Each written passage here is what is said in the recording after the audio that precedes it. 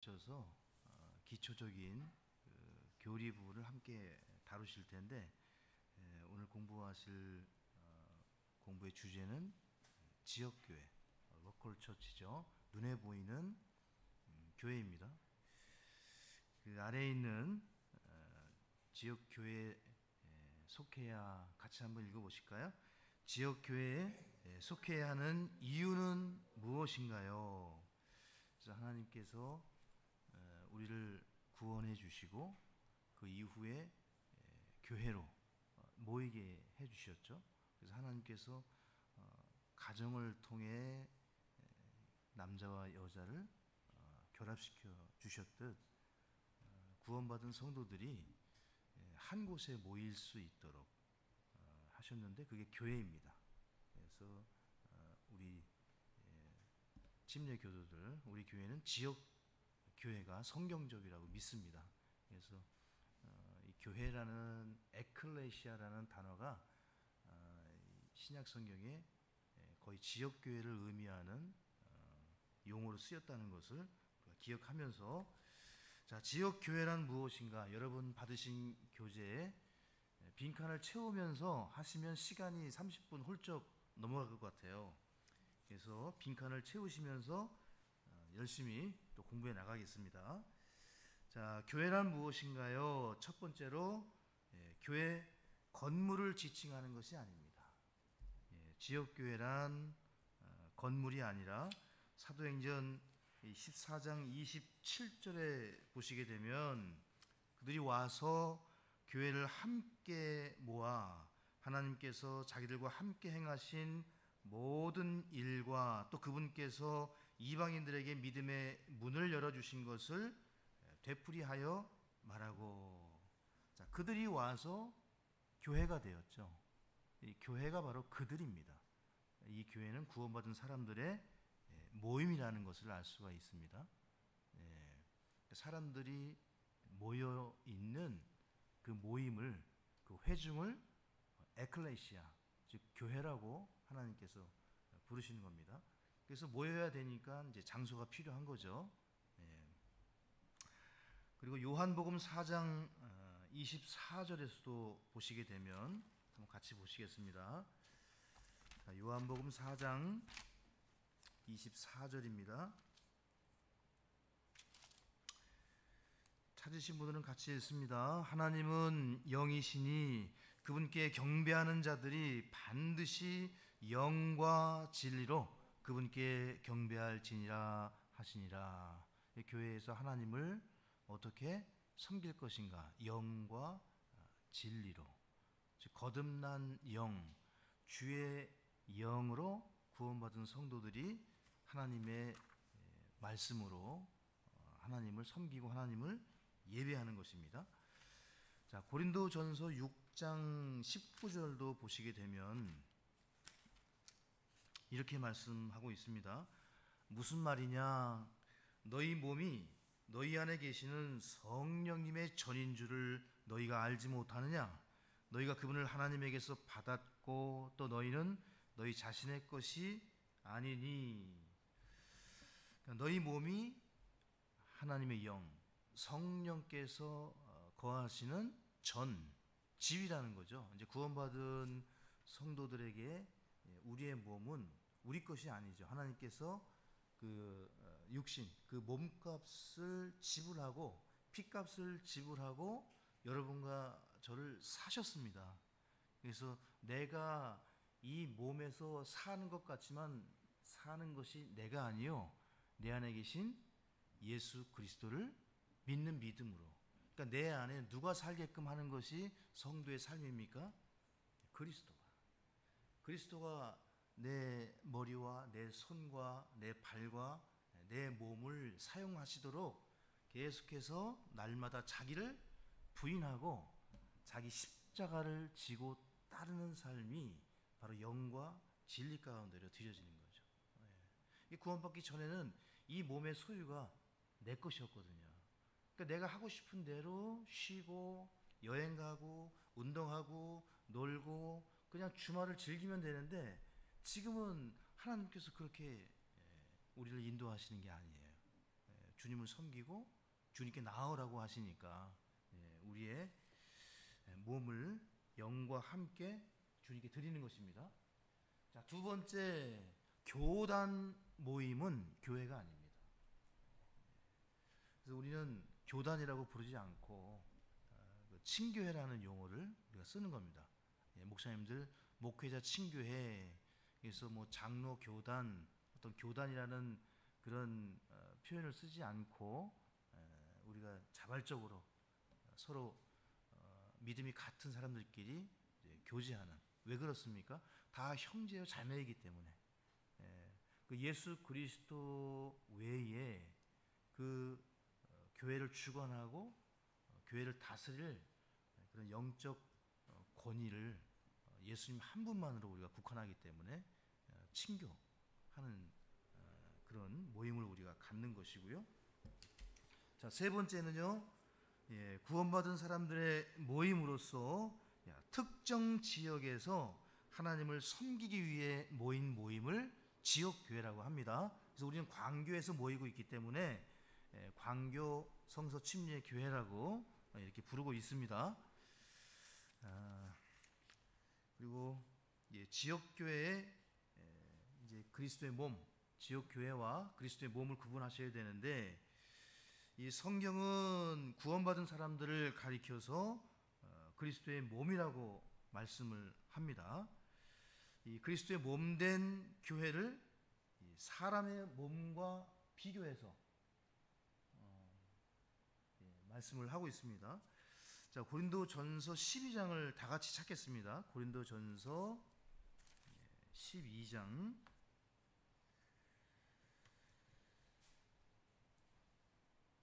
12절부터 보시게 되면, 몸은 하나인데 많은 지체를 가지고 있고 그 한 몸에 모든 지체가 많아도 한 몸인 것 같이 그리스도께서도 그러하시느니라. 우리가 유대인이든 이방이든 매인자든 자유로운 자든 모두 한 성령에 의해 침례를 받아. 자, 이 성령 침례에 대해서 말씀하시네요. 구원받는 순간 성령께서 침례를 주십니다. 우리가 믿을 때 이 사건이 일어나는 거죠. 이것은 평생에 한 번 일어나는 사건, 그리스도의 몸에 모두가 연합하는 사건. 그래서 그리스도의 몸된 교회를 이루는 거죠. 모두가 마시게 되어 한 성령 안으로 들어왔느니라. 몸은 한 지체가 아니요 여러 지체이니라. 이 몸에는 머리도 있고 팔도 있고 손도 있고 귀도 있고 그 지체가 다 각각 이렇게 연결이 되어 있죠. 만일 발이 이르되 나는 손이 아니니 몸에 속하지 아니한다 하면 이런 이유로 그것이 몸에 속하지 아니하느냐. 만일 귀가 이르되 나는 눈이 아니니 몸에 속하지 아니한다 하면 이런 이유로 그것이 몸에 속하지 아니하느냐. 만일 온 몸이 눈이면 듣는 곳은 어디냐. 온 몸이 듣는 곳이면 냄새 맡는 곳은 어디냐. 그러나 이제 하나님께서 친히 기뻐하시는 대로 지체들 곧 그것들 각각을 몸 안에 두셨느니라. 만일 그것들이 다 한 지체라면 몸은 어디 있느냐. 그러나 이제 그것들이 많은 지체이지만 그럼에도 오직 한 몸이니라. 이렇게 쭉 말씀을 해주고 있습니다. 머리 대신 그리스도를 중심으로 그리스도의 몸을 각 지체들이 연합해서 한 영과 한 주를 섬긴다는 말씀이시죠. 그래서 우리는 그리스도의 몸인데요. 이 각 지체가 여러분 그 기능과 역할을 가지고 있어요. 각 지체는 각각 다른 기능을 가지고 있고요. 또 어떠한 지체라도 혼자서는 살아갈 수가 없습니다. 기능할 수가 없어요. 그리고 각 지체의 역할이 모두 중요하고 각 지체가 연결되어야 합니다. 이것이 하나님께서 계획하신 교회의 모습이에요. 각각의 지체들, 소용이 없는 지체가 하나라도 없습니다.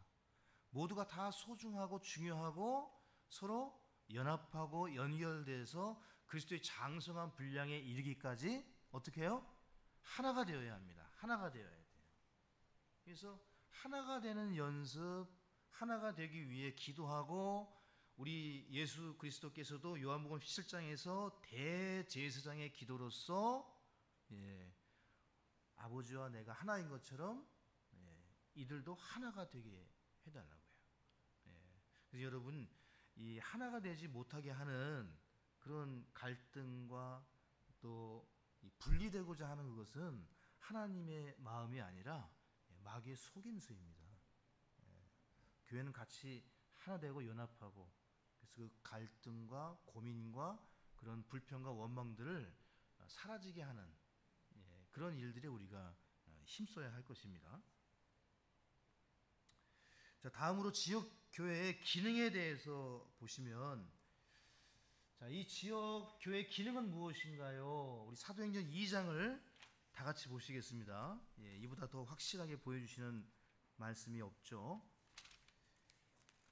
사도행전 2장으로 가시면 교회 기능과 역할에 대해서 41절부터 쭉 보실 텐데요. 자, 그때 그의 말을 기쁘게 받아들인 자들이 침례를 받으니 바로 그날 3,000혼 가량이 그들에게 더해졌더라. 이 혼이 사람을 의미합니다. 자, 3,000명이 구원을 받고 침례에 순종을 했습니다. 이 41절에 보시게 되면 이 교회가 하는 일 중에 하나가 전도죠. 전도. 전도를 위해서 모였습니다. 영혼을 구령하고 예수 그리스도께로 인도하기 위해서 이 교회가 모이는 것입니다. 그리고 41절을 보셨고 또 42절 보시게 되면 그들이 사도들의 교리와 교제 안에 확고하게 머물고 빵을 떼며 기도하니라. 이 교회 기능에 대해서 많이 나오네요. 42절에 하나님의 말씀, 즉 교리를 배웠고요. 또 다른 성도들과 교제하고 기도하는 곳이 바로 교회였습니다. 교회가 하는 일이 말씀을 가르치고 그 말씀을 중심으로 서로 교제하고 또 고쳐나가고 그 말씀으로 하나 되어서 이제 기도하는 그런 것이 교회입니다. 그 다음으로 42절에 보시게 되면 빵을 떼었죠. 이게 이제 주의 만찬을 의미하는데 교회 두 가지 의식, 침례식과 주의 만찬. 41절에는 침례가 나오고요. 42절에는 주의 만찬이 나옵니다. 이것이 또 순서상으로도 옳죠. 침례 받고 주의 만찬에 참여하는 것이 가장 성경적이고 합당해 보입니다. 그러나 이 구원받은 사람이라면 누구나 침례 또 주의 만찬에 참여할 수 있겠죠.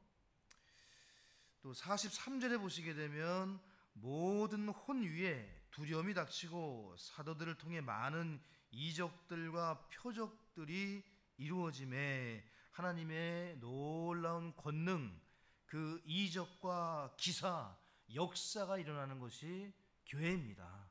그래서 하나님께 순종하는 사람은 교회를 사랑하고 교회를 염려하고 교회를 세우려고 하고 그리고 교회를 돌볼 수밖에 없습니다. 왜냐하면 교회가 바로 예수님의 몸이기 때문에. 그러니까 하나님을 사랑하면서 교회를 소홀히 하고 무시할 수가 없는 겁니다. 그것은 거짓이죠. 같이 가셔야 돼요. 같이 가셔야 돼요. 그러니까 이게 현실을 살아가는 성도들에게는 이 딜레마일 수 있고 모순이고 어려움일 수 있어요. 왜냐하면 이 하나님은 보이지 않으시는데 그 몸된 교회는 보이거든요. 그러니까 보이지 않으시는 하나님을 나타내는 곳이 교회입니다. 그 몸으로서 그리스도의 머리 되심이 드러나는 곳이 교회이잖아요. 그 몸은 각각의 성도들이 구성을 하고 있기 때문에 하나님은 완전하시지만 우리 몸의 부활을 받을 때까지는 아직은 우리가 불완전하거든요. 그렇죠? 그러니까 모두가 다 불완전할 수밖에 없는 거예요. 예, 목사를 포함해서 모든 성도들이 완전을 향해 가는 것이지, 자라가는 것이지, 누구 하나 완전한 사람이 없는 거예요. 다. 예? 예, 우리 지난주에 보셨잖아요. 그 믿음 생활 오래한 아브라함, 예? 또 욥은 그 마지막 장에서 나는 먼지와 같고 재와 같고, 아브라함도 그랬고, 바울은 비참한 사람이다. 로마서 쓸 때는 이미 세월이 오랜 지난 뒤에요. 주님을 몇십 년간 섬긴 뒤라고. 초창기 때 쓴 서신이 아니란 말이에요. 그러니까 그들의 고백이 주님 만나기 전까지는 나는 정말 안 돼. 이렇게 열심히 말씀을 보고 기도를 하고 정말 성숙을 향해 달려왔는데 여전히 내 안에는 뭐가 있다? 죄를 향해 달려가는 악한 게 있는 거예요. 저게 그래. 그러니까 깊은 이거를 이제 이해하고 여러분이 믿지를 못하면 자꾸 구원을 의심하게 되는 거야, 이제. 응? 네. 그게 정상이라는 거예요. 이걸 이해 못한 이단이 구원파예요. 이 죄가 사함받았다고 하는데 내가 왜 죄인이냐고. 구원받은 죄인이 말이 되냐고. 말이 안 되지. 이 어법상으로는 안 되지만 성경이 그걸 가르치거든. 구원받았지만 여전히 주님 만나기 전까지는 죄와 싸워야 되는 구원받은 의인이면서 동시에 죄인인 거예요. 네.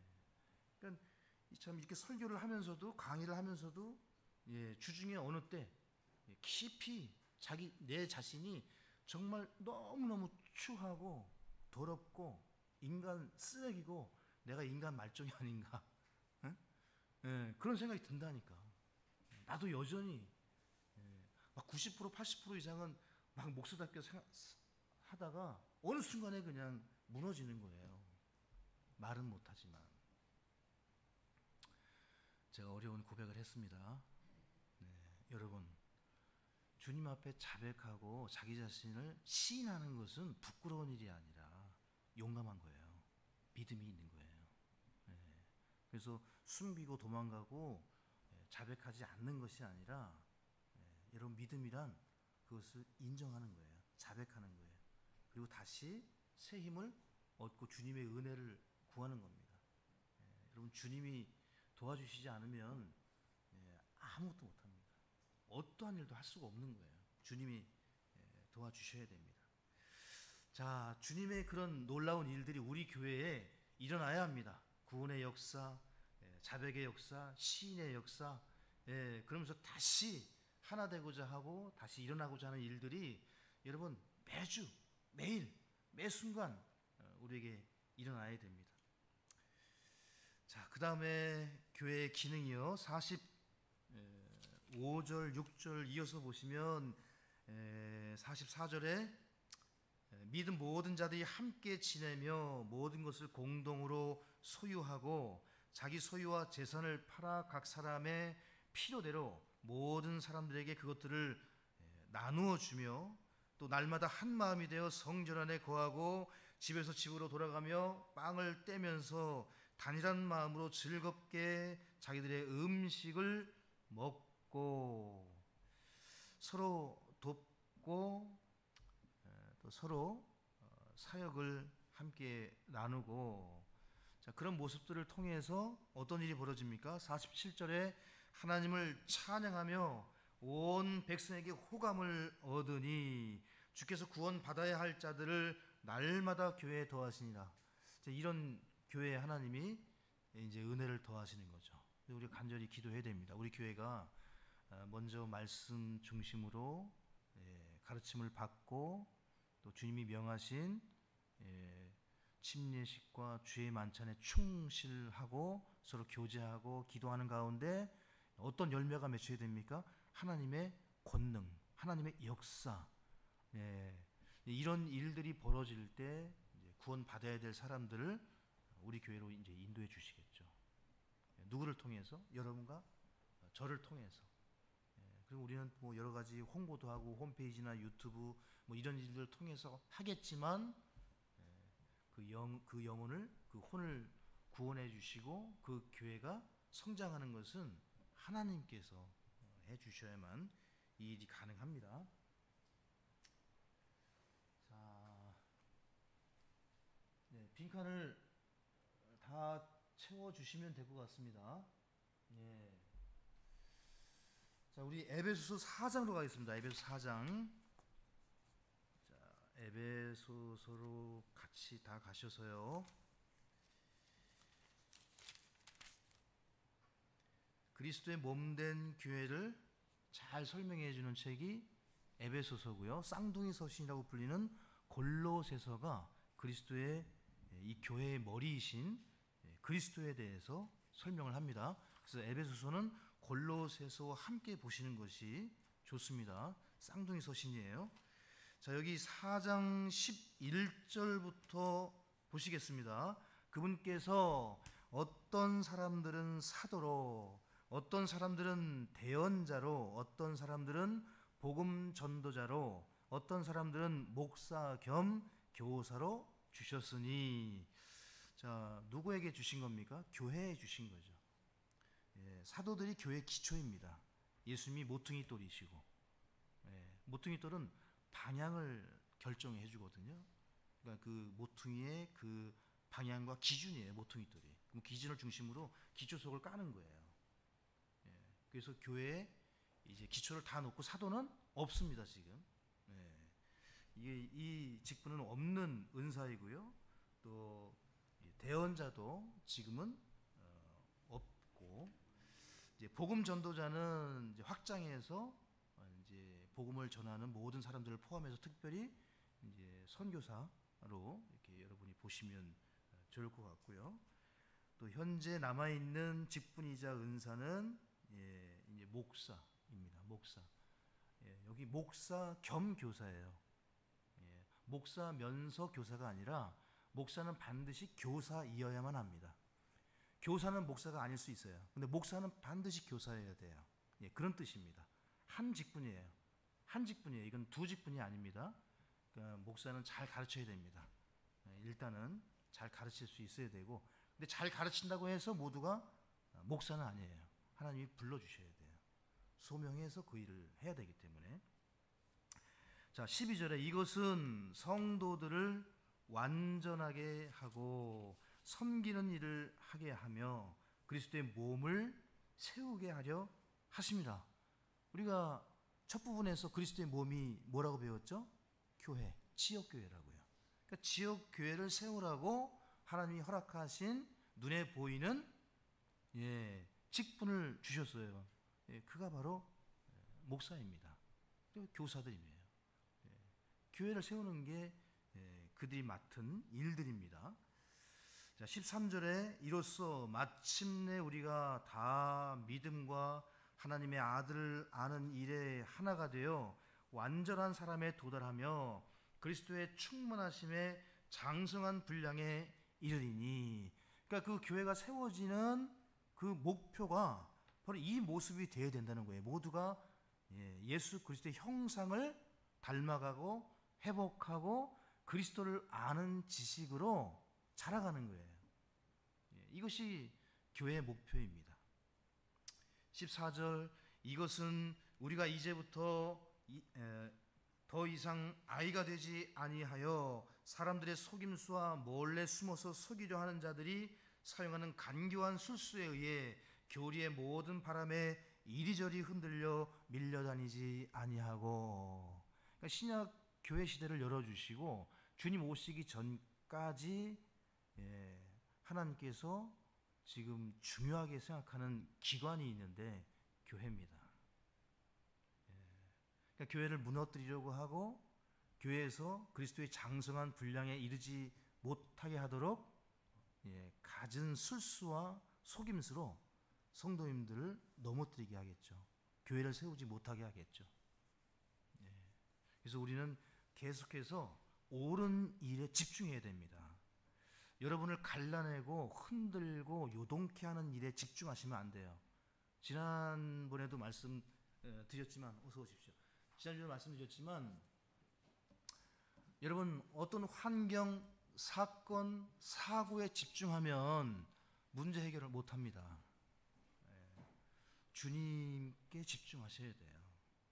하나님을 바라보고 하나님의 말씀을 묵상할 때 문제가 해결되는 거예요. 그렇게 이해하시고, 자, 15절입니다. 오히려 사랑 안에서 진리를 말하며 모든 일에 성장하여 그분께 다다르게 하려 함이라. 그분은 머리시니 곧 그리스도시니라. 교회는 자라는 곳이고 배우는 곳이고 성장하는 곳입니다. 16절, 그분으로 말미암아 온 몸은 각 부분이 분량대로 효력 있게 일함에 따라 모든 마디가 공급하는 것에 의해 꼭 맞게 함께 결합되고 꽉 차서 그 몸을 자라게 하여 사랑 안에서 스스로를 세우느니라.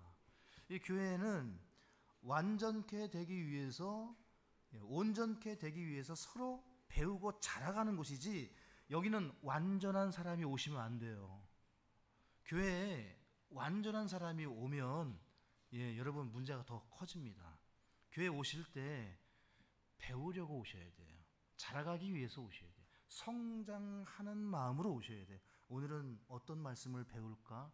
나에게 어떤 말씀과 또 어떤 은혜로 나를 가르치실 것인가? 또 성도들을 통해서 배우시는 마음으로, 저 형제를 통해, 저 자매를 통해 또 하나님께서 보여주시는 은혜, 그런 것들을 통해서 배워야 돼요. 자라가야 돼요. 성장해 나가는 것입니다.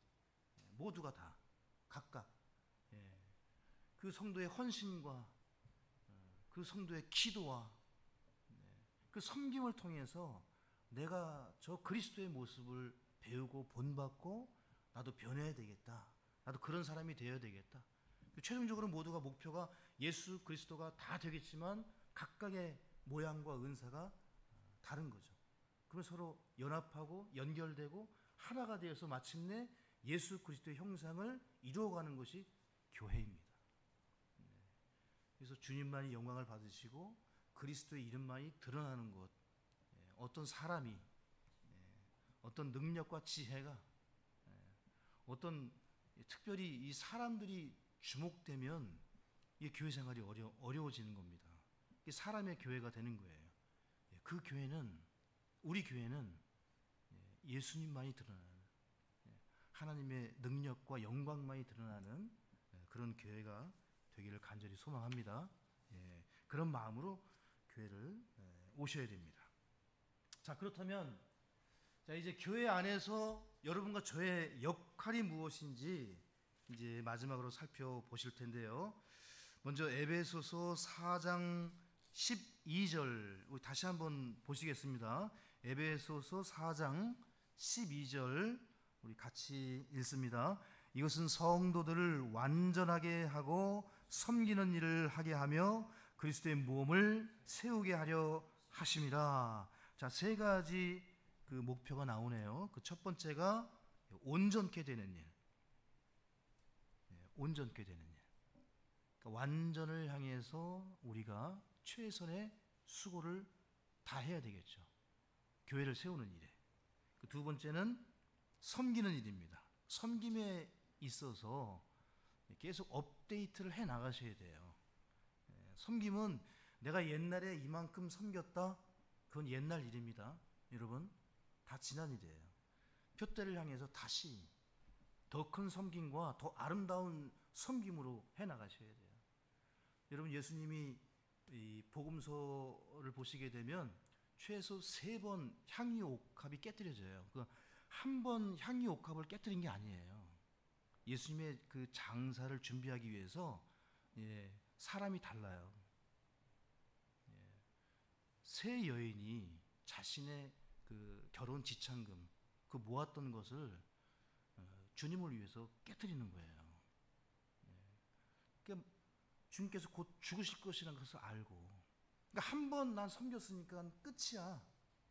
나는 옛날에 그만큼 교회를 섬겼으니까 내 상급은 그만큼 남아 있을 것이야. 여러분 그러시면 안 됩니다.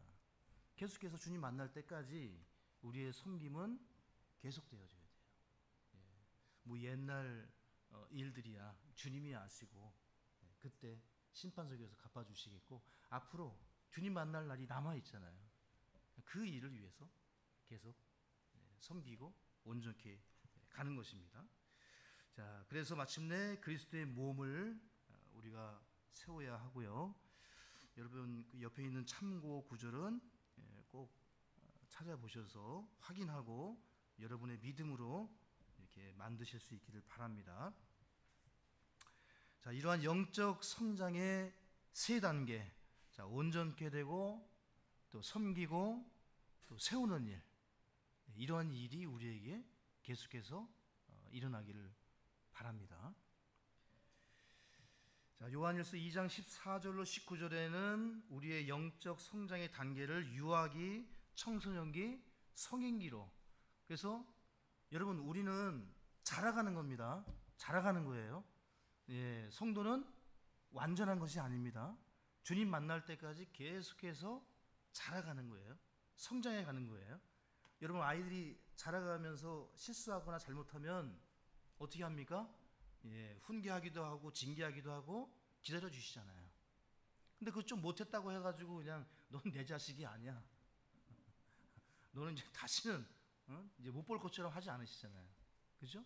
교회에서 서로 성장하고 자라가니까 교회만큼 얼마나 문제가 많습니까? 예, 여러분 구원받기 전보다 훨씬 더 많은 문제가 교회에 있는 거예요. 그 불완전한 사람들이 모이다 보니까, 완전을 향해 가다 보니까, 예, 목사도 그렇고 집사도 그렇고 성도들도 그렇고, 예, 나름대로 열심히 잘 해보자고 하는데 안 되는 거예요. 자라가면서 부딪히는. 그 주님께서 이그 사복음서를 읽어보시면 너는 왜 이렇게 머리가 안 좋냐? 너는 왜 이렇게 가난하냐? 응? 너는 왜 이렇게 스킬이 없어? 이렇게 머리가 나빠? 그렇게 혼내신 적은 단 한 번도 없어요. 사람에 대해서. 뭘 모른다? 응? 왜 이렇게 무식하냐? 응? 뭐 IQ에 대해서. 근데 우리나라 사람들은 아이들 가르칠 때 머리 좋은 교육만 시키잖아요. 머리가 좋아지는 교육만. 그렇죠? 예. 근데 이 하나님께서 그 사람들을 다루실 때는 항상 마음이에요. 믿음이에요. 믿음은 마음에 있거든요.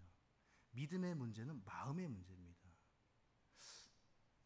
마음이 문제예요. 좋은 마음을 갖느냐, 나쁜 마음을 갖느냐.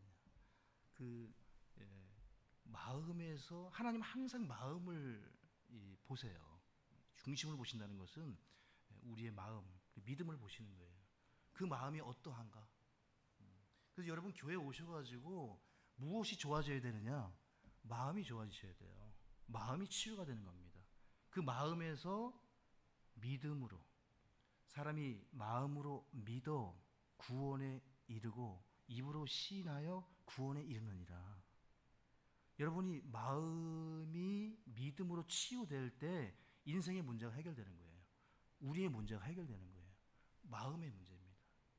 자, 오늘도 우리 예배 가운데 하나님의 말씀을 통해서 우리의 마음을 터치하시고 다루실 그분을 소망하는 가운데 우리 마음의 문제가 말씀으로, 성령으로 치유되어서 좋은 믿음을 가진 성도들이 다 되실 수 있기를 바랍니다.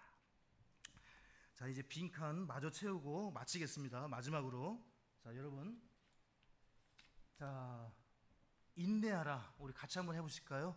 인내하라. 예, 사실 이 세상 일들도 그렇지만 교회 일도 사실 이것은 똑같습니다. 예, 끝까지 계속해서 반복해서 인내하고 견디는 것이 사랑의 완성입니다. 고린도전서 13장에 나오는 그 사랑의 특징 19가지, 여러분 그 처음과 마지막이 무엇인지 아십니까? 참는 겁니다. 처음부터 참고 마지막까지 참는 거예요. 참기로 작정하는 겁니다. 사랑은 그 사람을 향해서 내가 당신을, 내가 교회를, 내가 주님 만날 때까지 인내하고 견뎌내겠습니다. 내 자식들을 내가 참고 기다리면서 내가 섬기겠습니다. 인내하시는 거예요. 이 교회 생활, 지역교회도 마찬가지입니다. 자, 이런 과정은 시간이 걸립니다. 그래서 장기적으로 바라보시고 오래 참고 오래 인내하는 가운데 주께서 여러분 한 분 한 분에게 허락하신 그런 목적들을 온전히 이루어 나가시는 귀한 삶이 되시기를 주님의 이름으로 축복합니다. 우리 기도하고 마치겠습니다.